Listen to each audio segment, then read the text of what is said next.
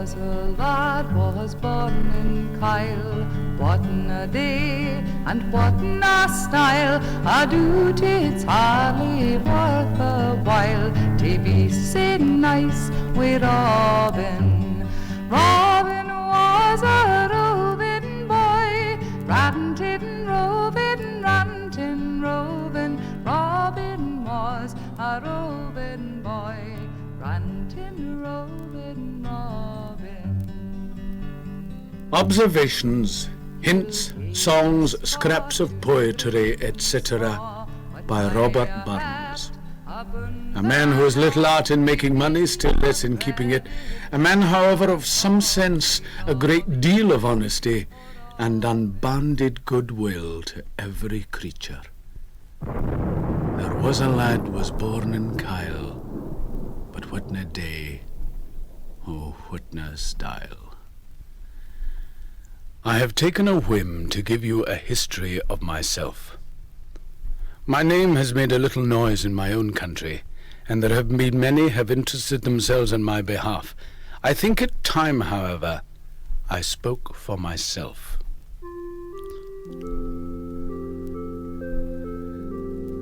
My father was a farmer upon the Carrick border, and carefully he bred me in decency and order. My ancient but ignoble blood has crept through scoundrels since the flood. As a very poor man's son, I should have been marched off to become one of the many little underlings about a neighbour farmhouse. But as his own family had been much scattered by misfortune, it was my father's dearest wish to keep us under his own eye, that we could learn the difference between good and evil. The cheerful supper done, with serious face, they round the ingle form a circle wide.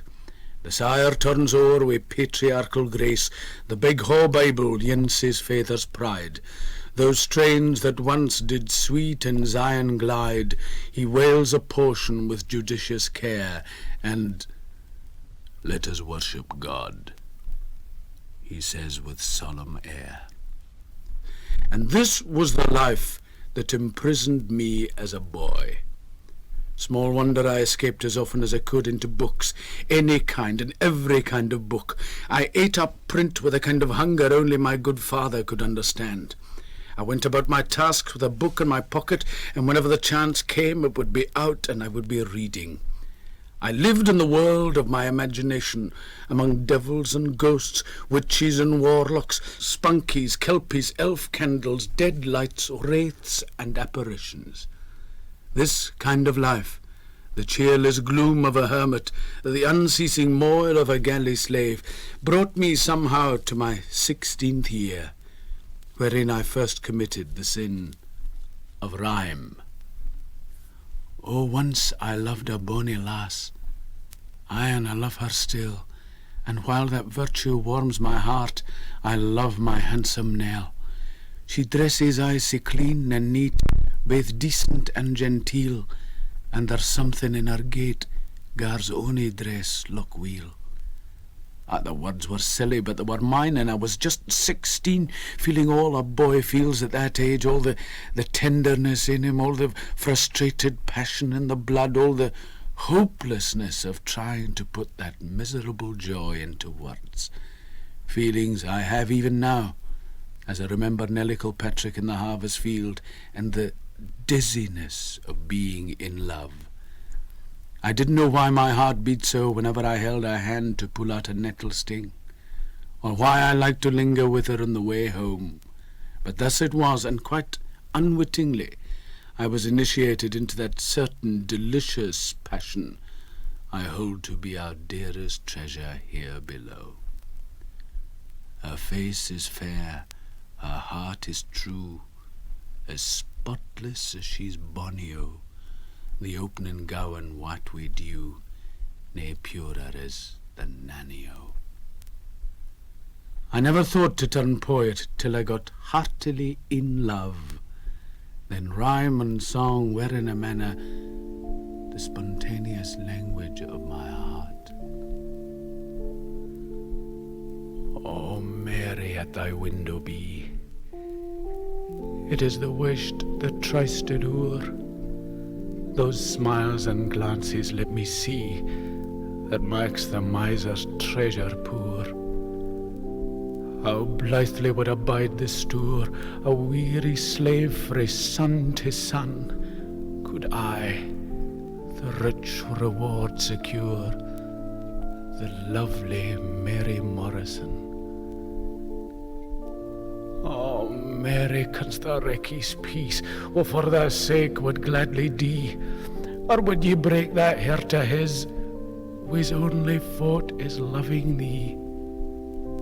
If love for love you wilt nae gie, at least be pity to me shown. A thought ungentle canna be, the thought o' Mary Morrison. Her name was Begbie, actually, but try making a rhyme out of a name like that. So, Mary Morrison she became, and as such turned me down as a suitor, since I was only a poor farmer's son. I was mortified by the repulse, but later, in a flag of truce, she told me her fortress had been already taken, and soon afterwards she married another farmer's son, half an inch higher in the social league than I was. And for a young lady, give her half an inch and she'll run a mile. But I was young yet, my heart complete tinder, forever lighted up by some goddess or other. I was green myself, and ripe for harvesting. It was upon a Lammasnecht, when corn rigs were bonny. Beneath the men's unclouded light, I hied awa to Annie.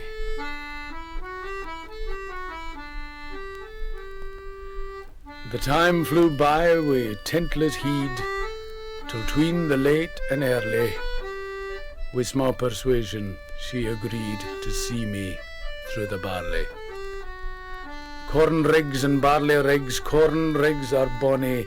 I'll ne'er forget that happy night among the rigs wi' Annie and Maggie and Lizzie and Jenny, but all so innocently. We were so young. I hadn't even kissed a girl, yet I lived for love and verse making, and was easily aroused to both. Kissed your streen, oh, as I was kissed your streen. I'll never forget where the holland grows green, the bonny sweet lassie I kissed your streen. Beware a tongue that smoothly hung, a heart that warmly seems to feel, that feeling heart but acts a part, 'tis a rakish art in Rabmosgeel. Lament him, Mochlin, husbands, oh, he often did assist ye, for had ye stayed hill weeks o' woe, your wives had never missed ye.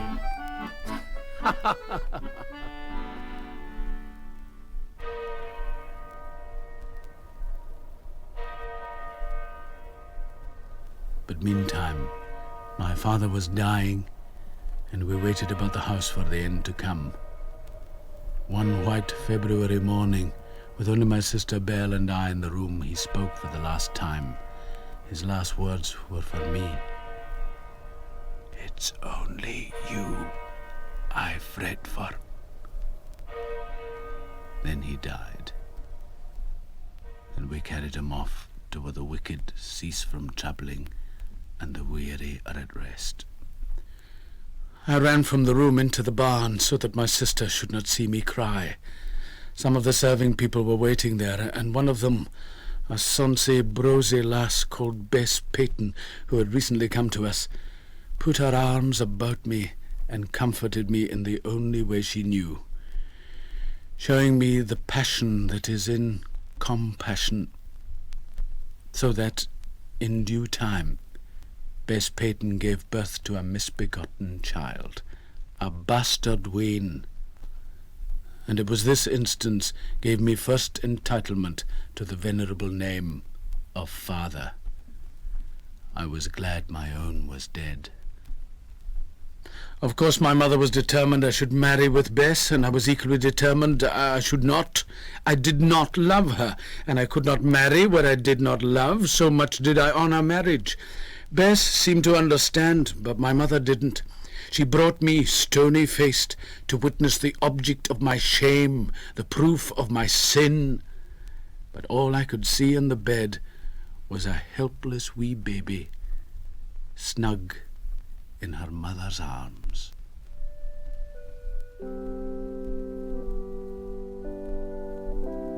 Welcome, my bonny, sweet wee dochter. Though ye come here a wee unsocht for, and though you're coming a hae focht for both kirk and queer, yet by my faith you're no unrocht for, that I shall swear. For though they call me fornicator, and tease my name with contraclator, the mair they talk 'em ken, the better in them clash, and all wife's tongue is feckless mater to gie in fash. But if thou be what I would hae thee, and tak the counsel I would gie thee, I'll nae rue my trouble wi' ye, the cost nor shame o' it, but be a loving father to ye, and brag the name o' it.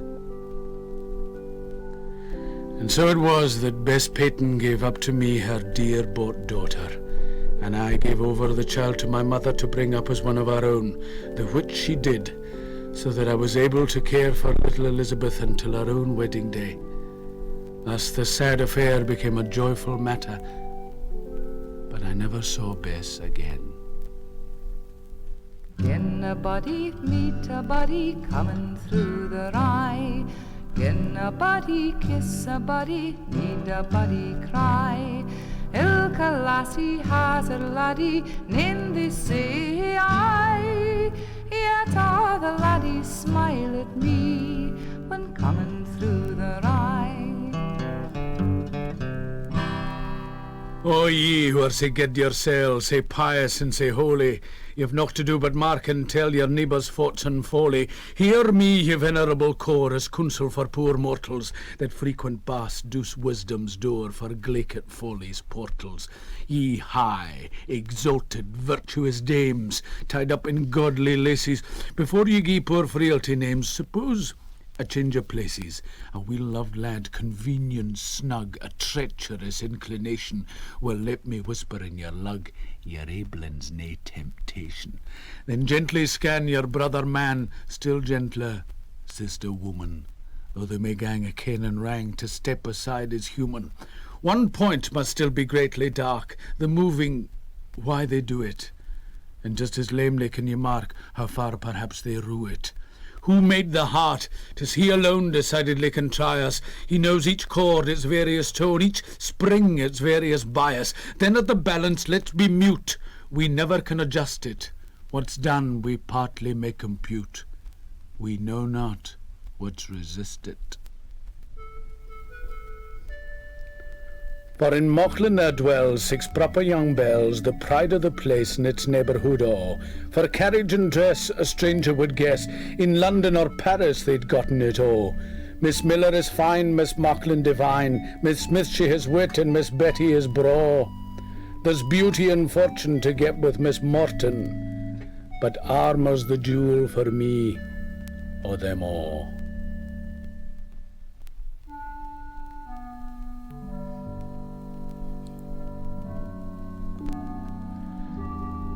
I first met Jean Armour at a penny fee wedding, when my dog Louis jumped between us in the set. Jean was much put out, and I could only say, I wish I could find a lassie would love me as well as my dog did. She blushed and said nothing. But from that moment, from being in love with all women, I was now, and for the very first time, in love with one, and she with me. Oh, my love is like a red, red rose that's newly sprung in June. My love is like a melody that's sweetly played in tune.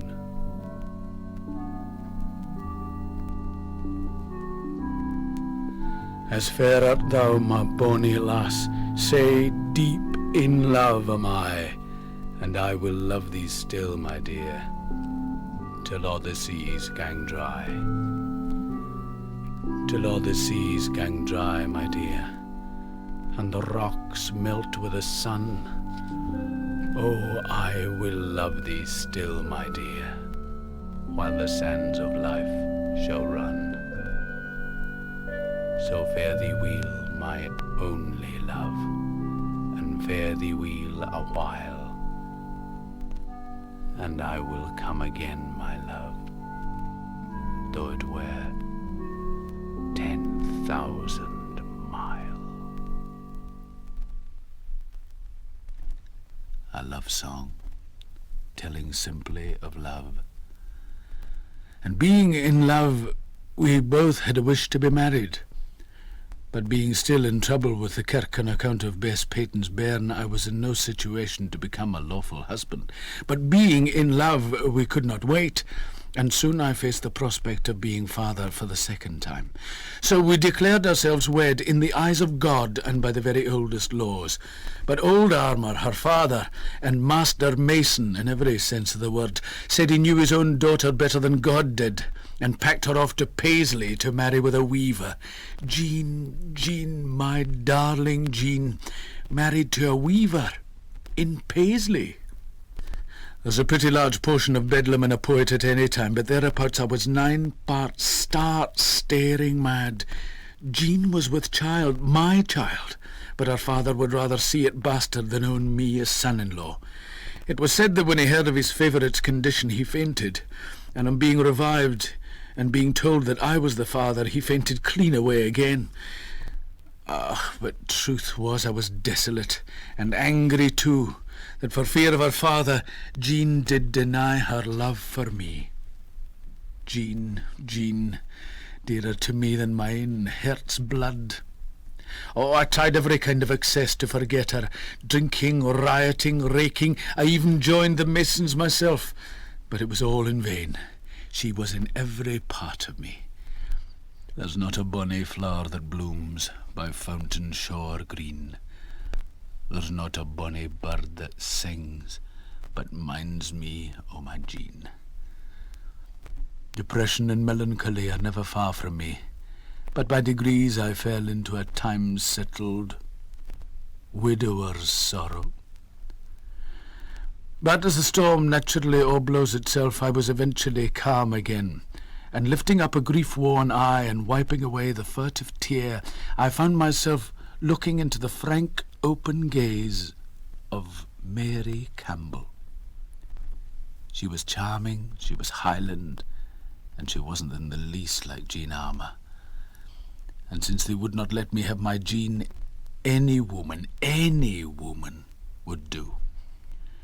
So after a pretty long tract of reciprocal attachment, we met by appointment upon the second Sunday in May, where the river Aire runs into the Fale, and there we solemnly swore vows of lasting affection and exchanged Bibles duly signed. Around this time I had a scheme to take ship to Jamaica to become a shipping clerk in Antigua, and thereupon we made our arrangements. Mary was to go home to her people in Campbellton, then on to the port of Greenock, where I would join her upon the arrival of the Nancy under Captain Smith. Then, farewell, Scotland, I shall never see you more. Meantime, on that sunny, summer, Scottish Sunday afternoon, we lay together on the river bank, and fondly I watched her as she slept.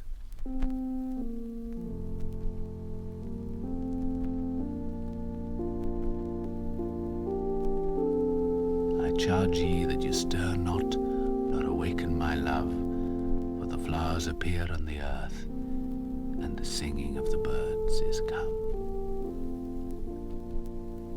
Flow gently, sweet Afton, among thy green braes. Flow gently, I'll sing thee a song in thy praise. My Mary's asleep by thy murmuring stream. Flow gently, sweet Afton, disturb not her dream.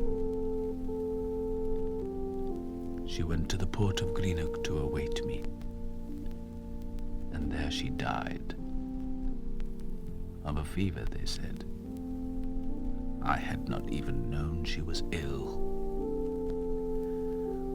Will you go to the Indies, my Mary, and leave old Scotia's shore? Will you go to the Indies, my Mary, across the Atlantic's roar? When she was buried, she was found to be with child. Of course, I was blamed, but it was not my child. But Mary had gone to Greenock because of me. Because of me, she had waited there. Because of me, she died. And for the rest of my life, I was never to lose my sense of guilt about her. Thou lingering star with listening ray that loves to greet. Still o'er these scenes my memory wakes and fondly broods with miser care. Time but the impression stronger makes, as streams their channels deeper wear.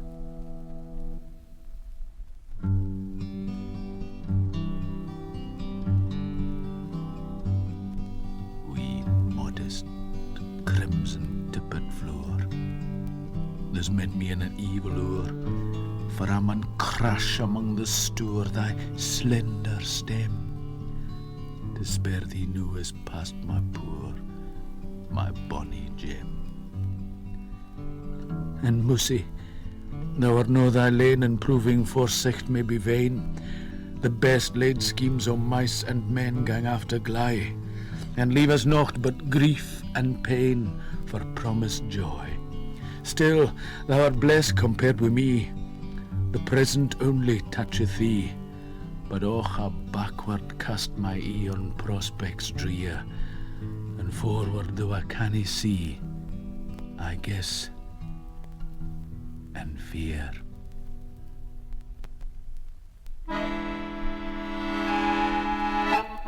Gie him strong drink until he wink, that's sinking in despair, and liquor good to fire his blood that's pressed with grief and care. Oh, why the deuce should I repine and be an ill forebodder? I'm 23 and 5'9", I'll go and be a soja. But I didn't. This what you all whom it concerns, I rhyme a Robin alias Burns, October 23rd, a ne'er to be forgotten day, save for I sprochled up the brae and dinnered wi' a lord, for struts and stairs and all that, though hunters worship at his word, he's but a calf for all that. For all that and all that, his ribbon star and all that, the man o' independent mind, he looks and laughs at. What is title? What is treasure? What is reputation's care? If we lead a life of pleasure, 'tis no matter how or where. Life is all a variorum, we regard not how it goes. Let them cant about decorum, who have character to lose. A fig for those by laws protected. Liberty's a glorious feast. Courts for cowards were erected. Churches built to please the priests. Here's to the last verse of the last chapter of the last book of Kings. Come! Go to, I shall be wise. I read farming books, calculated yield, attended markets, but 2 harvests were lost in 2 years, first by bad seed, the second by a late spring. This o'erset all my new wisdom, and I return to my old ways like a dog to its vomit, or a sow that has been washed to its wallowing in the mire. And behold, whatsoever he doeth, it shall not prosper. Then Jean came home again, with twins. Oh, they were mine. Now she would marry me, she said. Now she would face the anger of her father. Of course I would own my children, but I could not marry her. Not yet. Not while my affairs were in the wind, not while my situation was so ungovernable. I had newly won my bachelor's certificate from the Reverend Daddy Old. To recant it now would lead me into even deeper quicksands. Oh, poor Jean. My heart, as ever, went out to her. But this time my head would be in charge, and not the other, more susceptible parts of my anatomy. Marriage can wait. By this time I had recovered something of my old gaiety, and where 2 or 3 were gathered together, there was I in the midst of them. But my gaiety was that of a condemned man, drunk in the hands of the executioner. I still knew all my old fears, all my nervous premonitions, still sweated under damnable headaches. My only recourse was to scribble verses into my commonplace book, making new verses out of old rhymes, new songs out of old tunes, songs like Ye Banks and Braes, Ye Banks and Braes, O Bonnie Doon, How can you bloom sae fresh and fair? How can you chant, ye little birds, and I sae weary, fu' o' care? Thou'lt break my heart, ye warbling bird that wantons through the flowery thorn, reminds me o' departed joys, departed, never to return.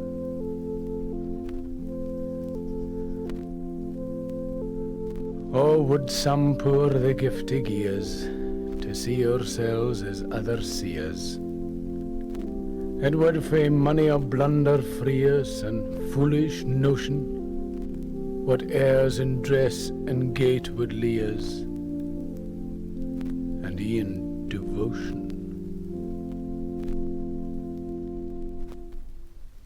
God knows I'm no the thing I should be, nor even yet the thing I could be, but 20 times I rather would be an atheist clean, than under gospel colours he'd be, just for a screen.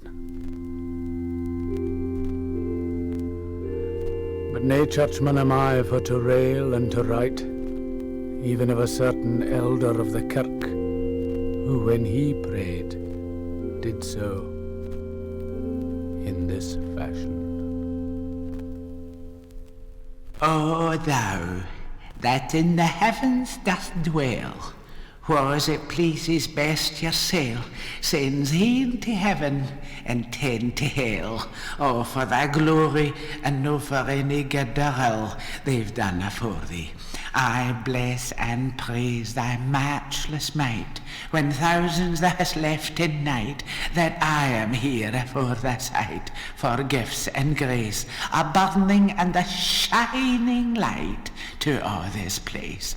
O Lord, thou kens what zeal I bear, when drinkers drink and swearers swear, we singing here and dancing there, both great and small, yet I am keepit by thy fear, free frae it all. But yet, O Lord, confess I must, sometimes I'm fashed wi' fleshly lust, and sometimes ta'en and worldly trust, vile self gets in. But thou remember, say we are dust, defiled wi' sin.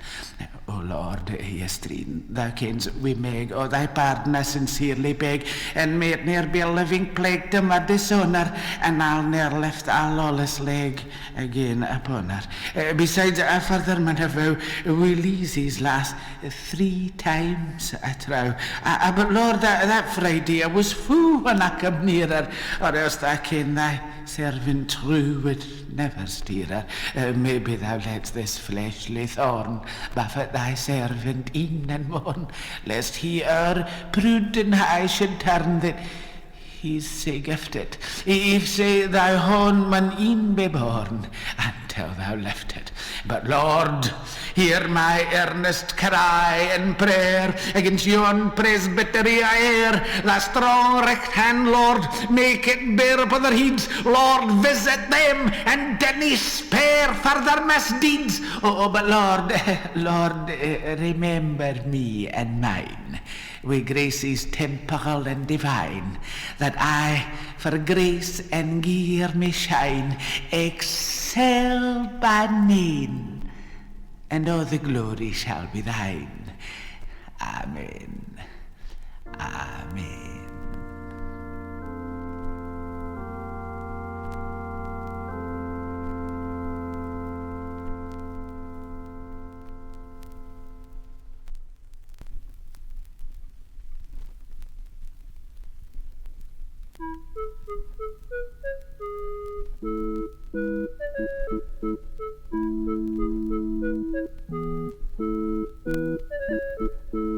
Poems chiefly in the Scottish dialect by Robert Burns.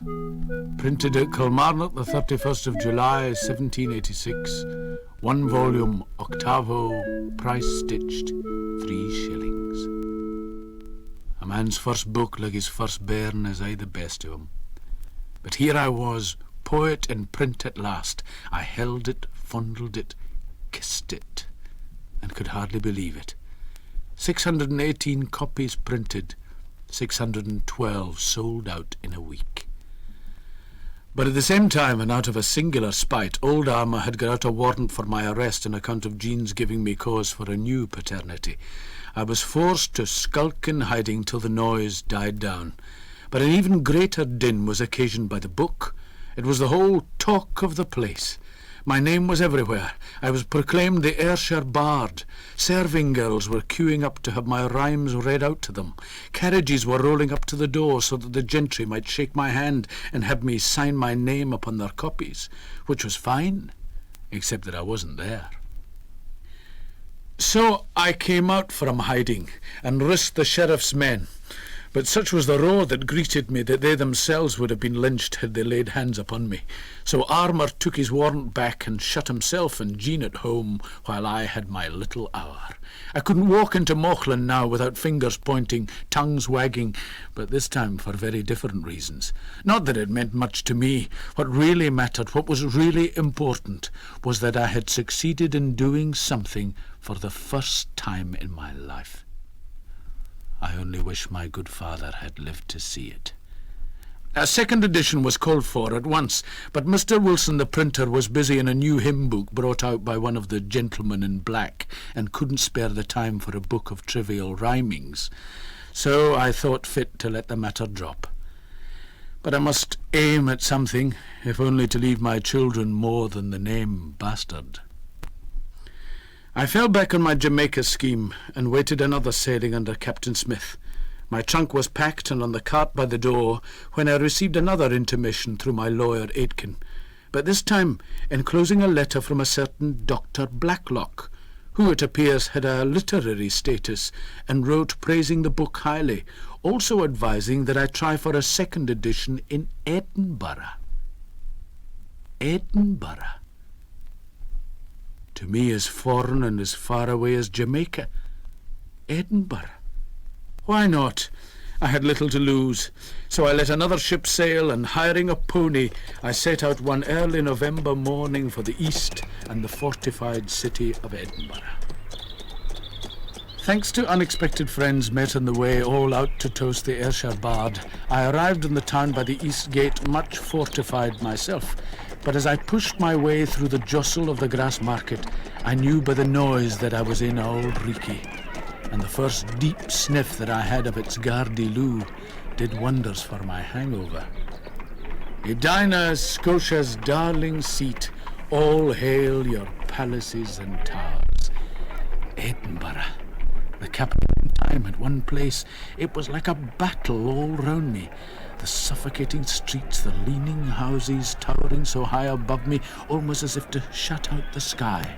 And from all sides, all talk was of the Ayrshire Bard.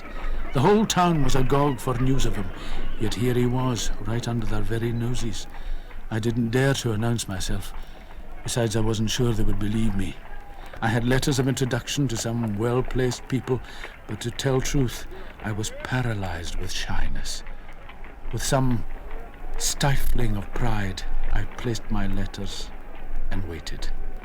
I knew a new sickness, strangeness. I lay in my lodgings for 2 whole days, listening to some lady lodgers on the floor above me, and making a pretty fair guess. I took the bookshop and marvelled at the sight of my little volume displayed on the shelves among the others, and for all to see. Until Mr. Creech came out and with long fingers shooed me away, and like the country bumpkin I was, I went, till I heard one Edinburgh lady remark, "What a clodhopper!" "Give me time, madam," I replied, "and I will match your hoisted bosom and false bum." So after making inquiries, I hied me to a tailor.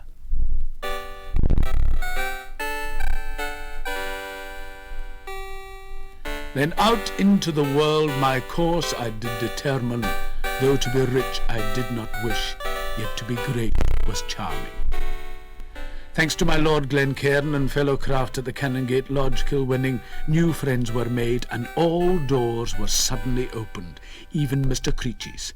When I entered his shop this time, he bowed so low to me I thought he would never get up, but he did, And so my second edition was put in hand, thanks to the gentlemen of the Caledonian Hunt, and my Edinburgh purpose was underway.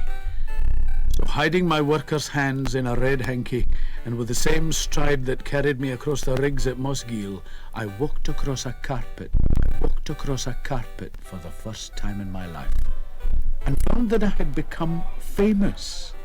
From being an object of curiosity, I ascended to being something of a celebrity. My name kept coming forward. From morning levees till candled suppers, my days were full. I was swung round and round in a whirl of invitations till I was near giddy in the spin of it.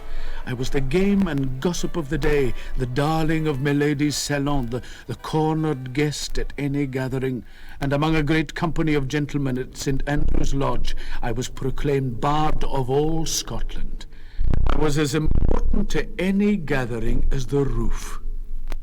What a situation for a poor country lad. Yet I must confess there was a good part of me enjoyed it.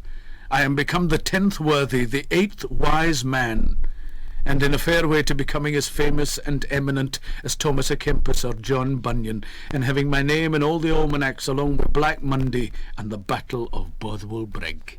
I was as novel as the balloon ascent or the performing pig in the grass market. I could have spoiled if I let myself, but I knew that the tide that had swept me up would just as soon recede, leaving me pretty much as I was, and I knew exactly who I was. A man himself is the best judge of his own worth if he's honest, and I am honest, if not modest. Modesty is something of a false pride. Yet never did Saul's armour sit so heavily on David as the patronage of the great sat on me. With all my imperfections on my head, I was dragged out into the glare and notice of the polite and learned. I soon sank to lower and better levels, and sought more congenial company whenever I found it. But truth was, with my second edition out, I had no real work to do. I needed to work, for idleness had always held its dangers for me. So I made frequent resort to favoured High Street house, and was able to find forgetfulness on the flowing bowl and new friends in the night. I had been wed in haste to fame, and knew I would have bitter leisure to repent. How many hearts this day converts as sinners and as lassies? Their hearts are stained get nectar gain as saft as ony fleshes. There are some of who are love divine, and some are full of brandy, and many jobs this day begun will end in Hooch my Gandhi. Then fill up your glasses, ye sons of Parnassus, this toast you will surely allow, is to Geordie our king and Charlotte our queen, and long may they live for to mow. And why shouldn't they pair buddies mow? Why shouldn't they pair buddies mow? The rich, they hae siller and hoosies and land, pair buddies hae nothing but mow.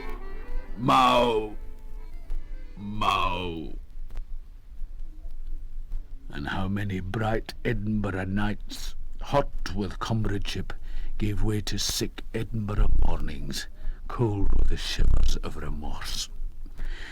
I took a tour of the borders, Kelso, Melrose, visited Duns, given the freedom of Jedburgh, wished I could have had the same of Miss Isabella Lindsay. I found the source again of my dried-up self. The poet is within a point and a half of being in love again. But after touching a toe into England, retreated from such foreign soil, and came home by way of Lochmaben and via Sanquhar and Kirkconnell to New Cumnock and Mauchline and Jean.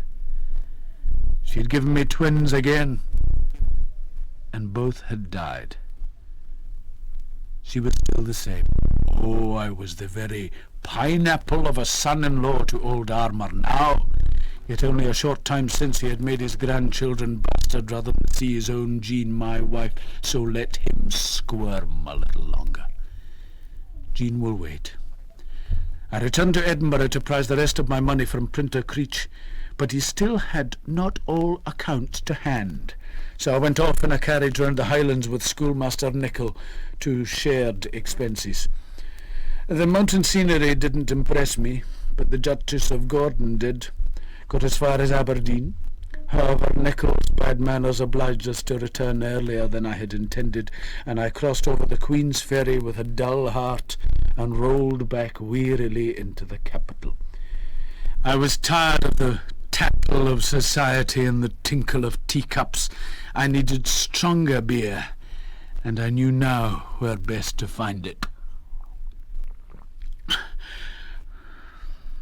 For bitchified with drink, I had welcomed all my old terrors. I despair of making a figure in this world. I would welcome obscurity again, if only to escape this weary Edinburgh round. I kept waiting for something to happen. I was almost afraid that it might. I remembered in happier days how presumptuous I had been to offer some advice to a young friend of mine. Now that I had need of it myself, I looked back on my epistle with something more than irony. I long hae thought my youthful friend a something to have sent ye, though it should serve nae other end than just a kind me gang. Let time and chance determine. Perhaps it might turn out a sang, perhaps turn out a sermon. You'll try the world soon, my lad, and dear young friend, believe me, you'll find mankind an unca squad, and muckle they may grieve ye. Oh, no say men are villains, oh, the real hardened wicked, wha hae nae check but human law, are to a few restricted. But oh, mankind is awfu' weak, and seldom to be trusted. When self the wavering balance shakes, it's rarely right adjusted. I free off-hand your story tell, when we're bosom crony, but I keep something to yoursel, you wouldn't tell to ony. Conceal yoursel as weel's ye can for critical dissection, but keek through every other man with sharpened, sly inspection. The fear of hell's the hangman's whip to hold the wretch in order, but where you feel your honour grip, let that high be your border. Its slightest touches instant pause, did resolutely keep its laws uncaring consequences. Yet ne'er with wits profane to range, be complacence extended. An atheist's laugh is poor exchange for deity offended. And when on life you're tempest driven, and conscience but a canker, a correspondence fixed wi' heaven is sure a noble anchor. In ploughman phrase, God send ye speed the daily to grow wiser, and may ye better reck the reed than ever did the adviser. Fortune, if thou but gie me still, hail breeks o' scorn and whiskey gill, and row the rhyme to rave at will, tack all the rest.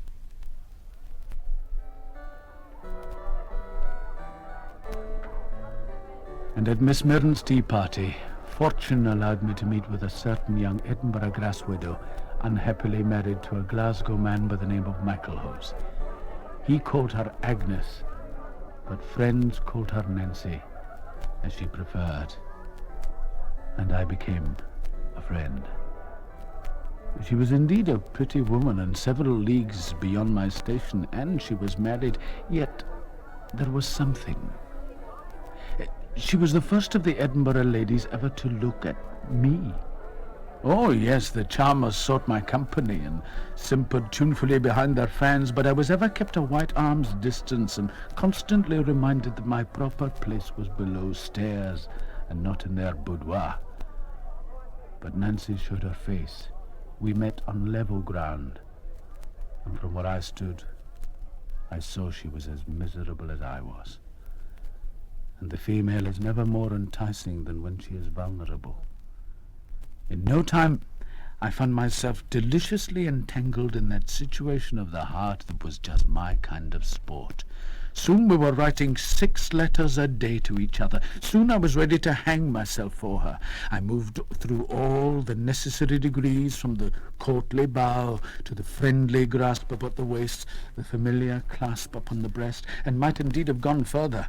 But an unlucky fall from a coachload of drunken theatricals wrenched my knee and put me on my back for a month, and we were forced to correspond. For her sake I became Sylvander, and she my Clarinda. But from a game of letter-writing the affair ascended to something more, and indeed had reached a height where it might have toppled over. But as always happens when my star is high, it wheels about in the firmament, then drops to earth with a thud. I received a letter from home, from my brother Gilbert, always so proper and correct in such matters. Jean Armour has been turned out into the streets by her parents, and for the good old cause. God have mercy upon me for a poor, damned, duped, incautious, unfortunate fool. Why ever did I visit home? Why ever did I see her again? Oh, Jean. Oh, Nancy. Oh, God. Yet I knew what I must do. My conscience is the most useless part of me. When matters are desperate, we must put on a desperate face. Iron necessity now cut out the pattern of my action and gave me no choice. I must leave Nancy. There is no trifling with human happiness. I must go home to Jean. There is no sporting with human misery. And so at the White Hart Inn in the Grassmarket, I said my farewells to the capital and parted from my Clarinda for the very last time.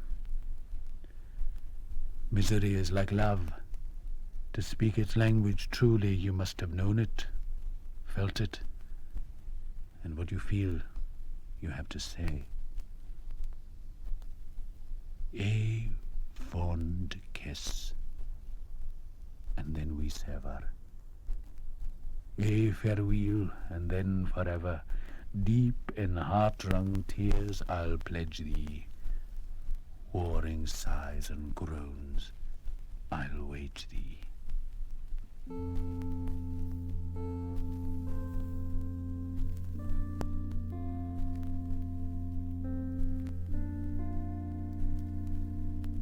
I'll ne'er blame my partial fancy. Nothing could resist my Nancy.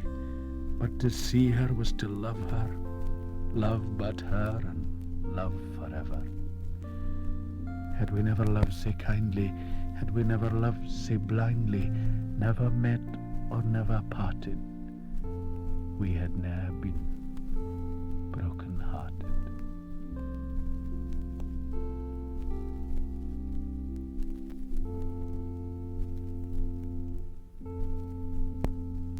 Fare thee well, thou first and fairest. Fare thee well, thou best and dearest. Thine be ilka joy, thine be ilka joy and treasure, peace, enjoyment, love and pleasure. A fond kiss, and then we sever. A farewell. Alas.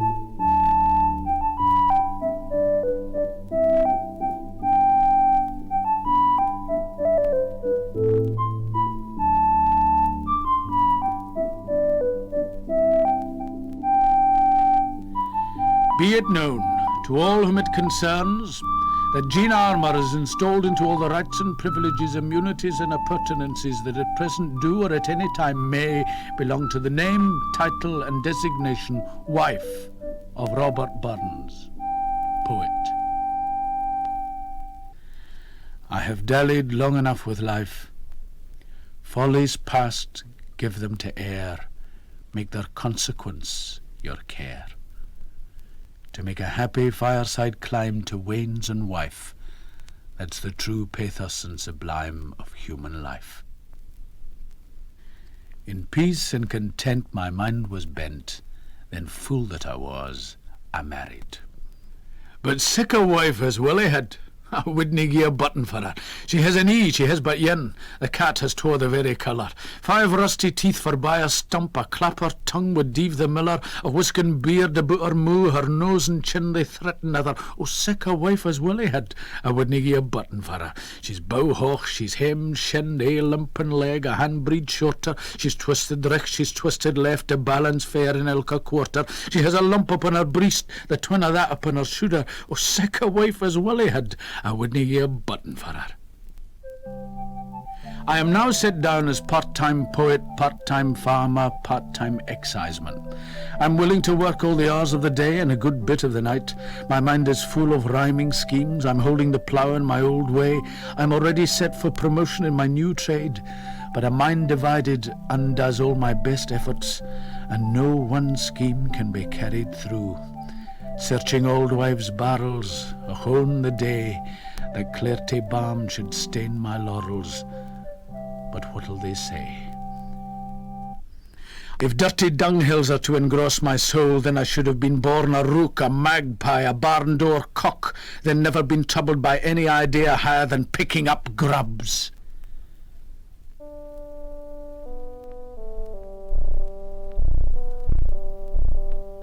I walk and and weary, sleep I can get nane, for thinking o' my dearie. The farm is not the bargain I was led to expect. Let it go to hell.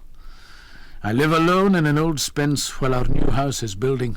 At its present rate of progress, the back will be an ancient ruin before the front is finished. When I am not chilled to death, I am suffocated by smoke. I was born a poor dog, and no doubt will die a poor dog. Yet strange how it is I am able from time to time to pick up a better bone than I am used to. My first son of wedlock has been born, and Jean has taken him to Mauchline to show him off to his grandmother. So I am alone.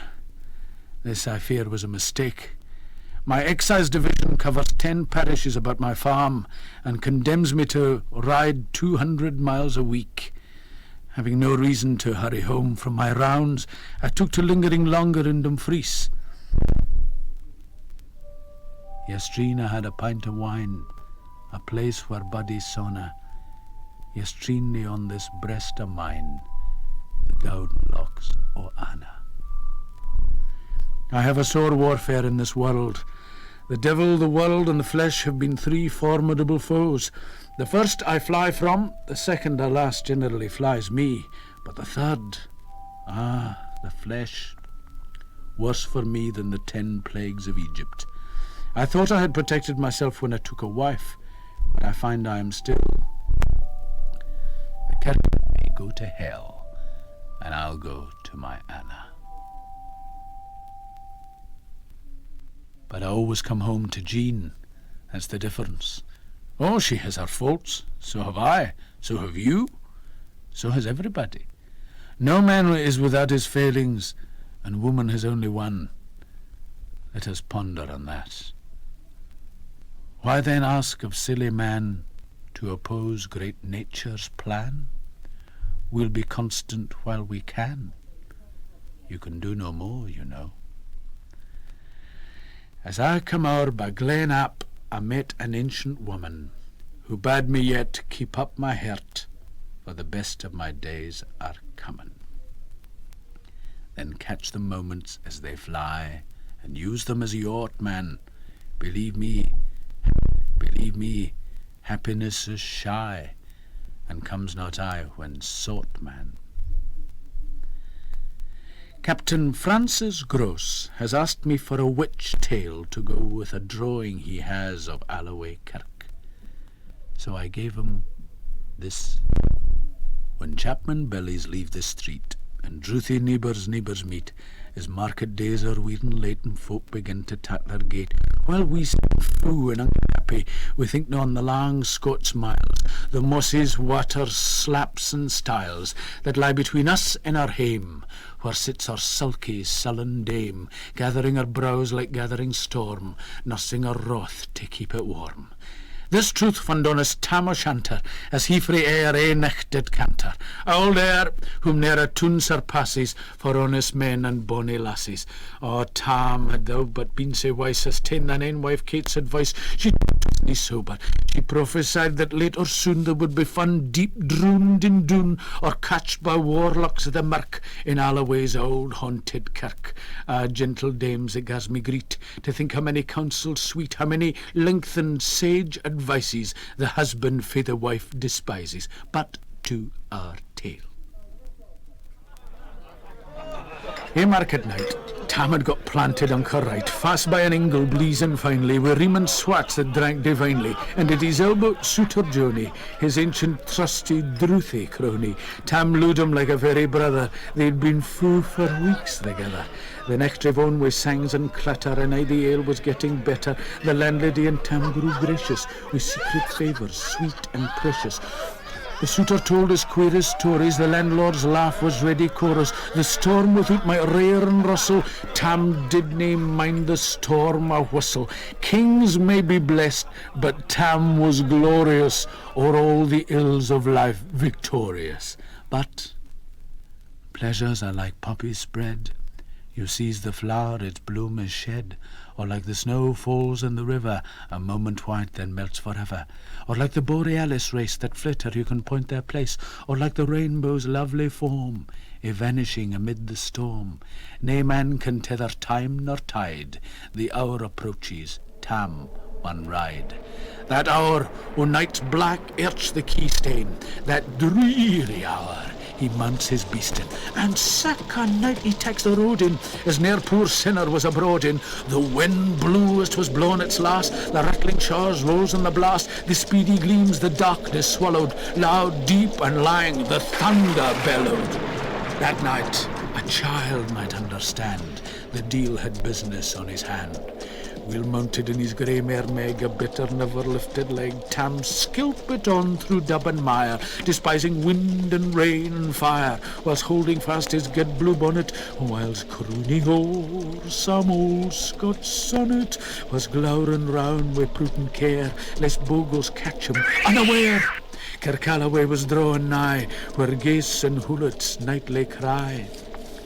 By this time it was crossed the ford, where in the snow the chapments moored, and past the Burts and Meikle Stane, where drunken Charlie broke Snake Bane, and through the winds and by the cairn, where hunters fund the murdered bairn, and near the thorn abun the well, where Mungo's mother hanged hersel. Before him Doon pours all his floods, the doubling storm roared through the woods, the lightnings flash frae pole to pole, near and more near the thunders roll, when, glimmering through the groaning trees, Kirkalloway seemed in a breeze.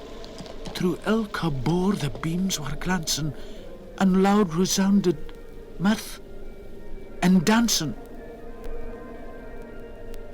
Inspiring bold John Barleycorn, what dangers they can make us scorn, what dangers they can make us scorn. We tippenny, we fear nae evil, we Iskaba will face the devil.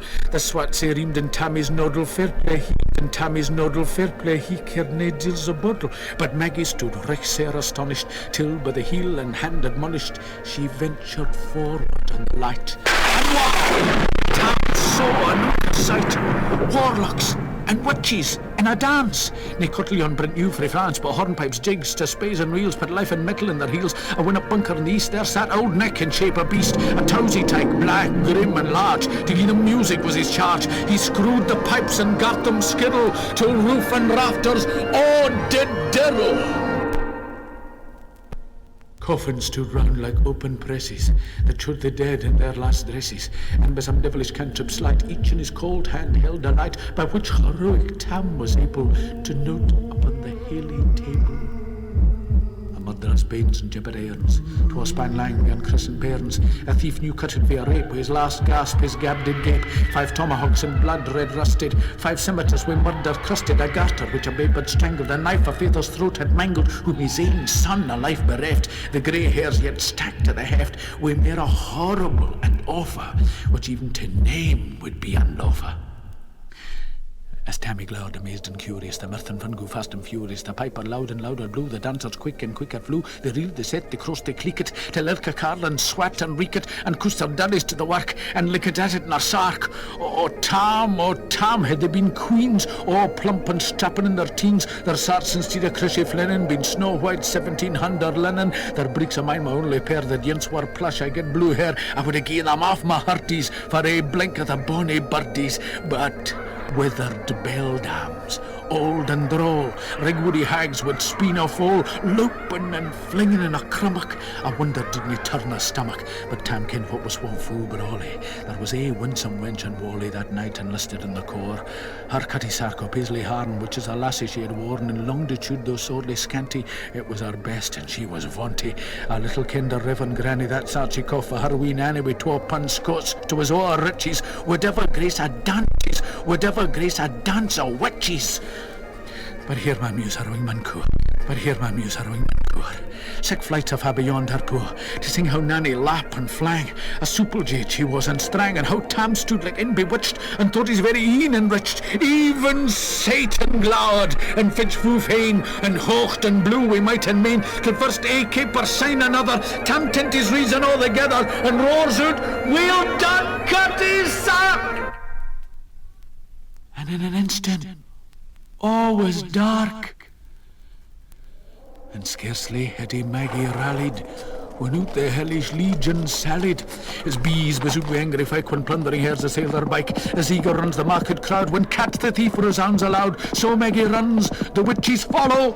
Oh, Tam, you'll get your fern, and hell they'll roast you like a hern. In vain thy Kate awaits thy coming, Kate soon will be a wolf a woman. Now do thy speedy utmost, Meg, to win the keystane of the brig. There thou thy tail may toss, her run and stream the den across. But ere the keystane she could make the fiend to tail, she had to take for Nanny, hard afore the rest, hard upon noble Maggie pressed, and flew at Tam with furious ettle. But little was she Maggie's mettle. A spring brought off her master hale, but left behind her ain grey tail. The carlin caught up at the rump, and left poor Maggie scarce a stump. No, wo this tale of truth shall read, elk man and mother's son take heed, whene'er to drink you are inclined, or cutty sarks run in your mind, think you may buy the joys o'er dear. Remember, Tam o' Shanter's mare.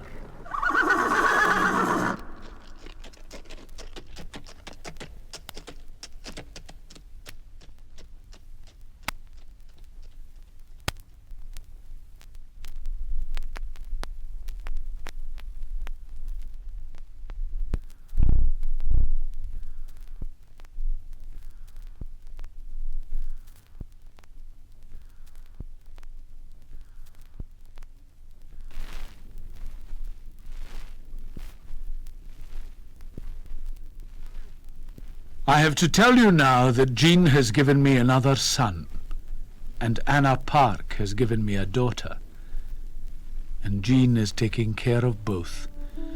All she said was, "Our Robin should have had 2 wives," but I knew how she felt.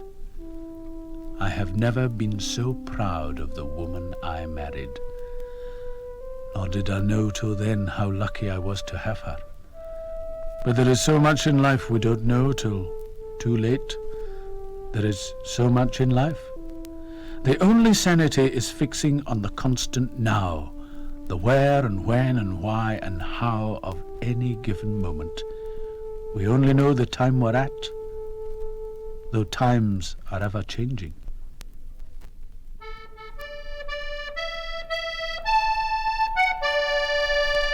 The Bastille has fallen, and the whole of Europe rings with revolution. Liberté, égalité, fraternité, and an end to the degradation of the poor. I have sold off the lease of my farm, roped off my stock by public auction, and moved with my family to Dumfries. The times were dangerous. There was a trembling in the earth and an excitement in the air, but a man's place in the world was still measured in pounds, shillings, and pence, and not by his ideas, which kept me a very poor man indeed. Thanks to what was left of my schoolroom French, and with the help of a company of dragoons, I was able to board and take possession of the schooner Rosamond, as she lay off the Solway, and bring her into Dumfries harbour as a prize of war. I was greeted like a hero, but my conscience bothered me. At the customs auctions on the quay next day, I bought her 4 guns for £4 and returned them with a poet's compliments to the French revolutionists. The gesture nearly cost me my job, but a well-worded apology to my superiors saved the day. For kings and queens I dinna mourn, e'en let them die for that they're born. In our theatre at Dumfries, God Save the King was met with boos and hisses and calls for ça ira. For me, I am a placeman, however humble, and could not join in the éclat, but I sat through the anthem with my hat on and my arms folded. Interpreters may read my private sentiments. They did, and I was brought before the Excise Board again, and my promotion was stopped. I couldn't hide where my real sympathies lay, with our American colonists, their brothers in France, and any man seeking freedom. But while I couldn't bite, I could still bark. Who will not sing God Save the King shall hang as high as the steeple, but while we sing God Save the King, let's not forget the people. If we do not fall on our knees at the very mention of William Pitt, we commit sedition. Every meeting of friends is a conspiracy, every complaint in law is disaffection, and any attempt to make fun of our new king is held to subvert the constitution and bring contempt upon the person of the sovereign. And banishment to Botany Bay is threatened to anyone who reads, writes, or even thinks for himself. But these are England's laws, not Scotland's, and it is England that is at war, not us. Here's freedom to them that would read, and freedom to them that would write. There's none ever feared that the truth should be heard, but them whom the truth should indict. In politics, if you would mix, and mean your fortune be, bear this in mind, be deaf and blind. Let great folks hear and see. Thus speaks the voice of reason, but we are creatures of caprice, and when I am directed towards wit, I am directed towards danger, but I can never resist it. Still in prayers for King George I must heartily join the Queen and the rest of the gentry. Be they wise, be they foolish, is nothing of mine, their titles avowed by my country. But why of that epocha make such a fuss that gave us the electoral stem? If bringing them over was lucky for us, I'm damned sure it was lucky for them. For what force or guile could not subdue through many warlike ages, is wrought now by the coward few for traitor hirelings' wages. For English steel we could disdain, secure in valour's station, but English gold has been our bane, like a parcel of rogues in a nation. An inquiry has been ordered into my political conduct. I have too much pride to be servile, but not enough to be selfish. By the by, it is a singular thing that all Scottish muses were Jacobite. I've paid attention more than most to every description of Scots song, and I do not recollect a single stanza, not a line, not a title even, that has the least panegyrical reference, however trifling, to the families of Nassau or Brunswick, though there are hundreds satirizing them. For myself, I take it as a compliment that my heart has ever run before my head, but even the hardest heart must recognize that the story of the gallant, if unfortunate, House of Stuart, the kings of our fathers, is a theme more interesting than an obscure, beef-witted, insolent family of Hanoverians and Dutchmen whom a conjuncture of circumstances has kicked up into power and consequence. But loyalty, truce, were dangerous ground. Who knows how the fashion may alter? The doctrine today that is loyalty sound, tomorrow may bring us the halter. For thus the royal mandate ran, when first the human race began, the honest, social, friendly man, whoe'er he be. 'Tis he fulfills great nature's plan, and none but he. The mob may be the bulk of the nation, the titled throng its ornament, but it is we, you and I, who are high enough to think and low enough to avoid corruption. We are a nation's strength. Is there for honest poverty that hangs his head and all that? The coward slave will pass him by. We'd o'er be poor for all that. For all that and all that, our toils obscure and all that. The rank is but the guinea stamp, the man's the gowd for all that. Then let us pray, that come it may, as come it will for all that sense and worth o'er all the earth shall bear the gree and all that. For all that and all that, it's comin' yet for all that man to man the world o'er shall brothers be. I wonder. I have been in some doubt whether to get drunk or hang myself. Like the wise man, I have got drunk. At your service. It is said that I drink, but truth is, drink has been the very devil to me. I've never had the head for it, nor the stomach. Oh, I have long quit the taverns and the wayside inns. No, it is the private parties that do the mischief. There are gentlemen here in Dumfries who pride themselves on being 5-bottle-a-night men, and hold that hard drinking is a sign of manly vigour and potency. It is a fallacy that dies hard. But they would not give me their company if I did not drink with them, so I give to each a slice of my constitution. Anyway, a man can still drink and be an honest man, though when get drink goes in, get sense goes out. But it can bring oblivion to the knowledge that man was made to mourn. Farewell e'en to our Scottish name, farewell our ancient glory. In the press, the courts, the church, every office of power is in the hands of the Tories, and their loyalty is in London, where the money is. And speaking of the English, we have a decent set of players at the theatre just now. I have seen them an evening or two, as my name is on the free list. Mr. Sutherland, the manager, seems a man of worth, and for his wife's benefit night, I was pleased to write a prologue.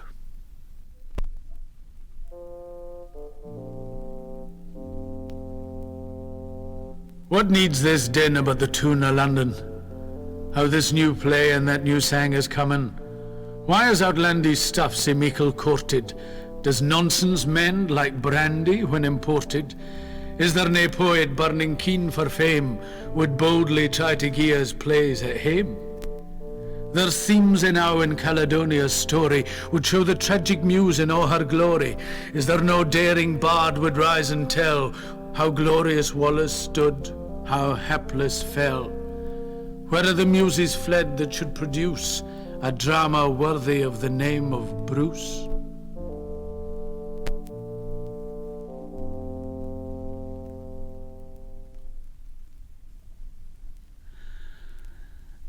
I've had another attack of the fever. It came upon me in the street one early evening when I was on my way out. So severe was it that I was quite gasping for breath, and had to rest by a stone step on the pavement until it had passed.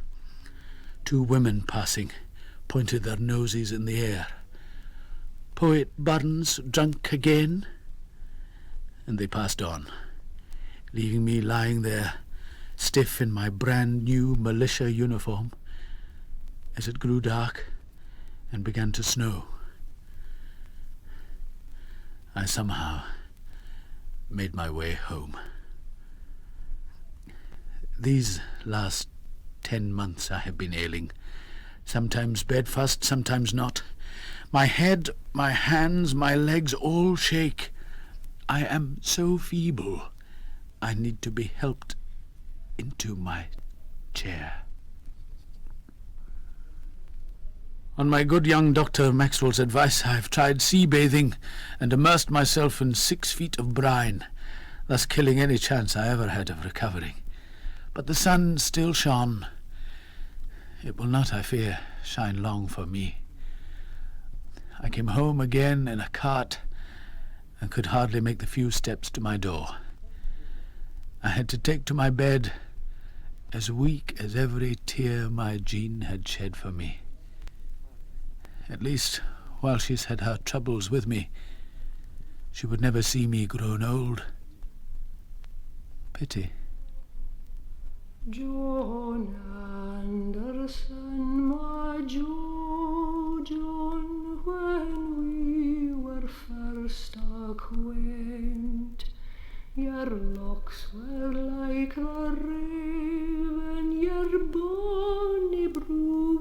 brent, but now your brew is belled, John, your locks are like the snow, but blessings on your frosty pow,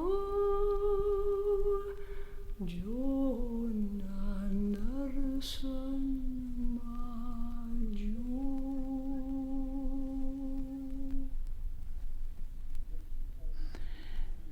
These moving things called wife and wains would move the very hearts o' stains. For a time the dice spun doubtful.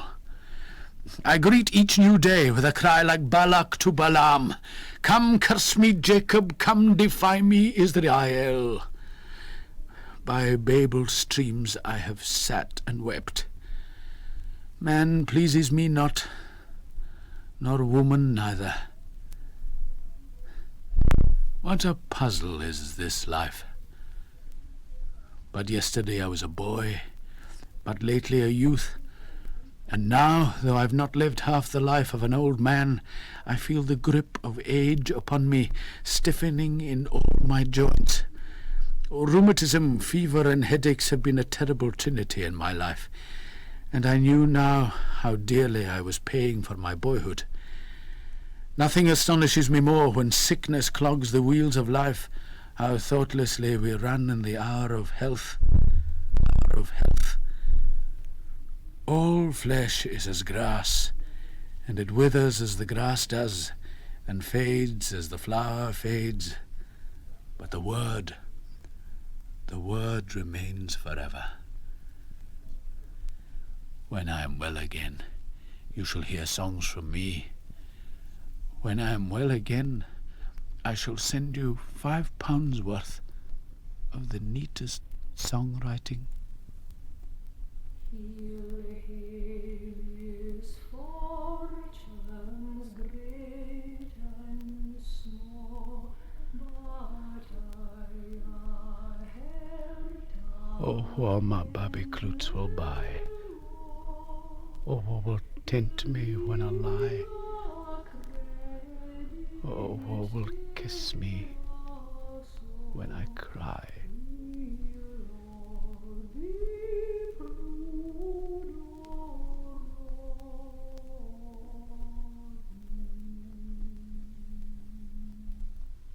Jean can help me little. Her own condition demands that she takes to her own bed.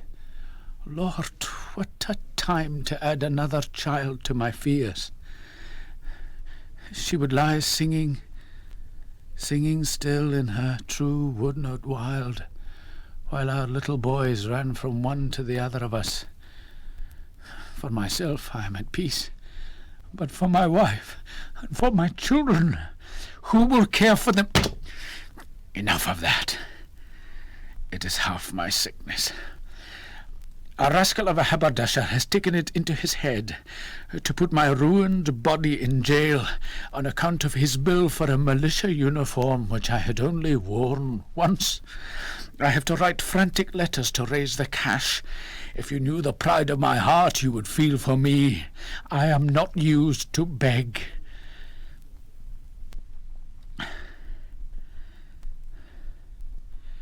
It is time for me to woo another muse.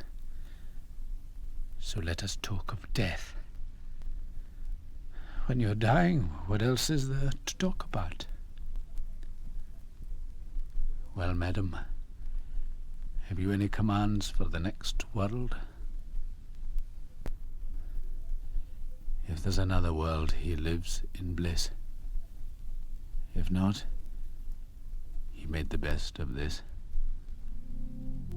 And the best of this was always, for all of us, so long ago.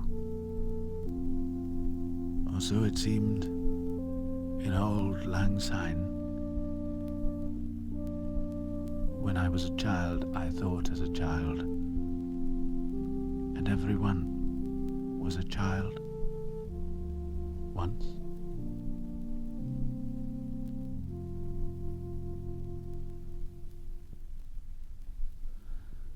At 5 o'clock in the morning, my father came out of his delirium, and we children were brought in to look upon him for the last time. We stood round the bed while he sank calmly into his last repose. His last words were something about a bill he owed a tailor. And as we laid him in the grave, another son was born to Mistress Bunns. She called him Maxwell after the young doctor, just as Poet Bunns had wanted. The whole of Dumfries lined the streets for the funeral. It was the largest crowd ever seen in that town, and as the cortege passed in its way to St. Michael's churchyard, and the rain began to fall, no one moved from those gathered solemnly to watch, and a silence came down as the sky darkened, and neither from man or woman, child or dog, was a single sound to be heard. The volunteer militia fired a salute over the graveside and nearly killed the minister. An honest man has nothing to fear. Even granting he has been the sport of his own instincts, he goes to a God who gave him these, and well knows their force. And what God knows, God will forgive. Oh, no doubt, though, I will have much to answer for. Yet my philosophy was simple enough. Whatever mitigates the woes or increases the happiness of others, to whatsoever extent, that is my criterion of goodness. Whatever injures society as a whole, or any one person in it, that is my measure of iniquity. And if I could, I would wipe all tears from all eyes. Finally, brethren, farewell.